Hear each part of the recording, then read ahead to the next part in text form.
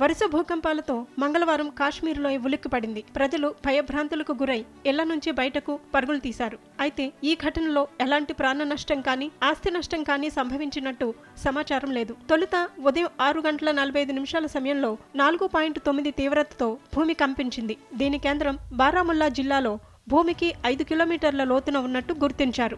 మరో 7 నిమిషాల వ్యవధిలోనే 6:52 4.8 తీవ్రతతో మరో భూకంపం సంభవించింది. దీని కేంద్రం కూడా బారాముల్లా జిల్లాలోనే భూమికి 10 కిలోమీటర్ల లోతున ఉన్నట్లు గుర్తించారు.